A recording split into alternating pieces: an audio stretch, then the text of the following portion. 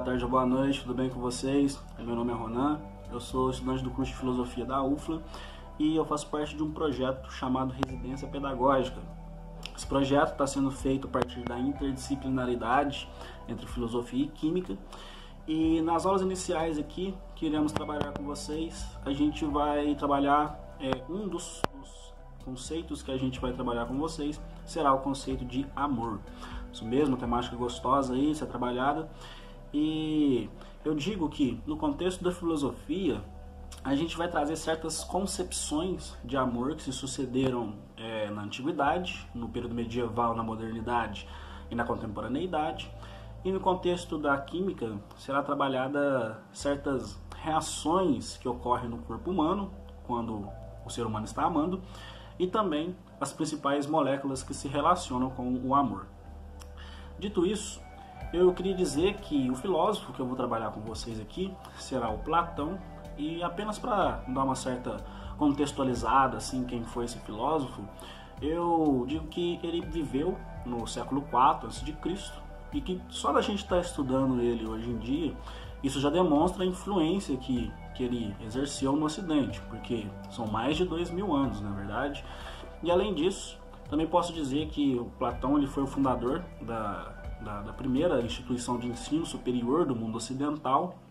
E além disso, alguns estudiosos dizem que o Platão foi quem estabeleceu os alicerces não só da filosofia do Ocidente, mas também da ciência, da religião e da espiritualidade. Após essa breve contextualização, eu quero dizer que eu vou trabalhar com dois textos aqui desse filósofo, que será o Banquete e o outro será o Fedro.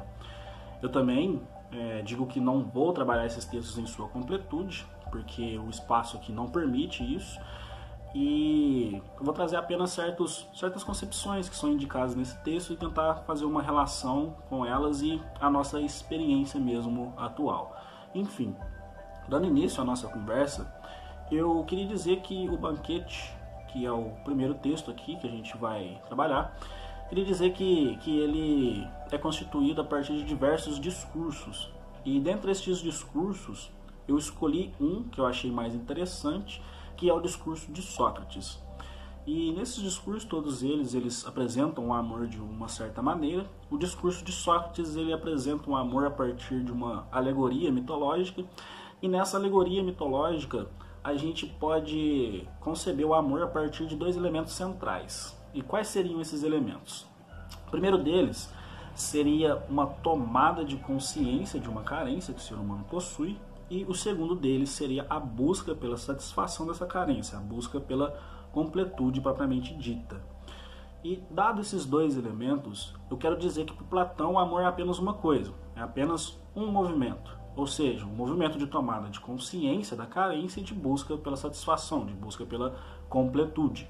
Platão não faz uma certa distinção assim, e eu irei fazer uma distinção aqui para tornar esses elementos um pouco mais palpáveis para vocês. E que distinção que eu quero fazer? Eu quero fazer uma distinção entre desejo e amor. O primeiro desses elementos que eu acabei de falar, ele pode ser identificado como desejo. Porque o que é o desejo? Como a gente entende o desejo? O desejo surge quando falta alguma coisa na gente, surge o desejo, a gente busca satisfazer esse desejo. E o segundo elemento, ele poderia ser concebido como o amor propriamente dito. Mas também quero enfatizar, de novo, que Platão não faz essa distinção, Platão não fala sobre desejo, não fala sobre o amor no Banquete. Para ele, o amor é apenas esse movimento de tomada de consciência da carência de busca pela satisfação. E como eu estou falando sobre desejo e amor, é válido a gente dar uma certa explicada, porque pode ficar um pouco confuso, porque comumente a gente faz uma certa separação entre desejo e amor, porque o desejo para nós hoje em dia seria algo mais primitivo e o amor seria algo mais nobre. Dito isso, eu pergunto para vocês, mas será que todas as relações amorosas que a gente estabelece hoje em dia são relações nobres? Como, por exemplo, há aquelas relações em que a gente busca o bem recíproco, não é verdade? O nosso bem, o bem do nosso parceiro ou da nossa parceira. E há aquelas relações em que a gente busca apenas satisfazer os nossos desejos primitivos, ou seja, a gente busca apenas os prazeres físicos nessas relações. Isso evidencia que há níveis de amor. E a outra forma também de se evidenciar que há níveis de amor é a partir de um certo argumento. A gente ama não apenas outras pessoas, mas a gente também ama atividades e coisas. Como, por exemplo, a gente pode amar o nosso trabalho, a gente pode amar o nosso estudo, a gente pode amar um esporte, da mesma forma que a gente pode amar um objeto material, como nosso videogame, como uma determinada roupa, enfim, diversas coisas. Tudo isso nos mostra que há níveis de amor. E o que o Platão nos fala é que a gente necessita buscar níveis mais elevados de satisfação. A partir disso, eu já quero entrar com os elementos do Fedro, porque é nesse texto do Platão que ele vai identificar que há dois tipos de amantes.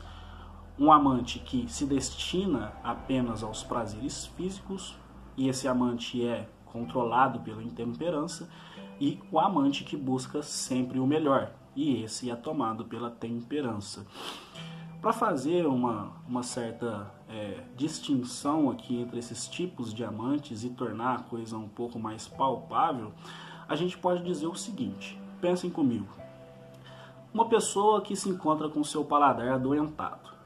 Se ela comer uma comida, essa comida não está cheirando mal, mas essa comida está estragada.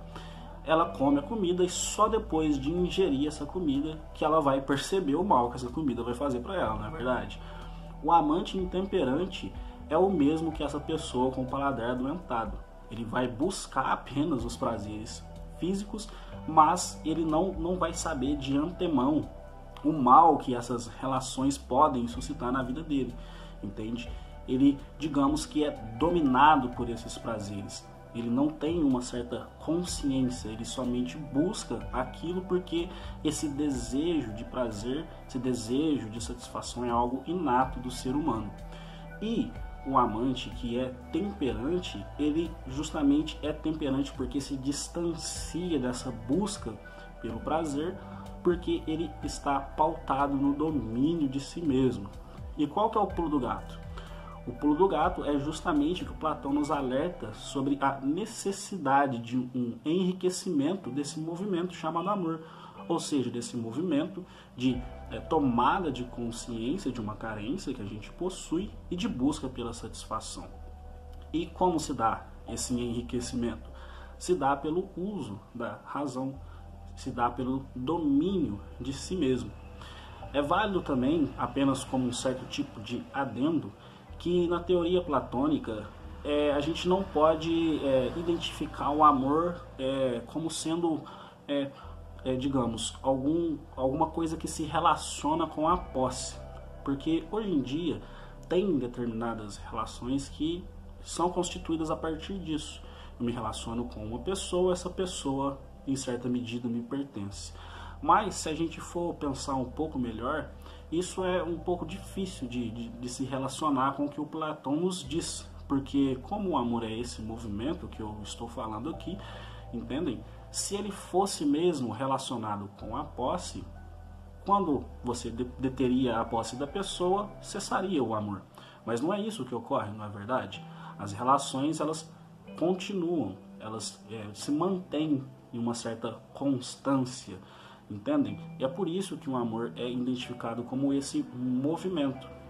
E para que a gente não busque apenas satisfazer esses prazeres físicos, para que a gente não vise uma relação intemperante, se necessita educar esse movimento, necessita de um certo enriquecimento dele, para que a gente busque sempre o melhor nas nossas relações, para que a gente vise não só o nosso bem, mas o bem também de nosso parceiro, o bem recíproco. De tudo isso que eu falei, eu queria fazer uma pergunta para vocês. Que tipo de relações amorosas vocês desejam estabelecer nas suas vidas?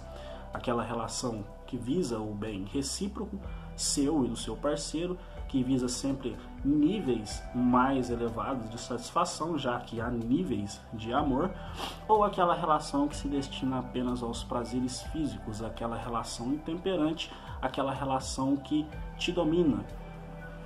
Fica aí a pergunta para vocês e nos vemos nas próximas aulas. Obrigado pela atenção, falou!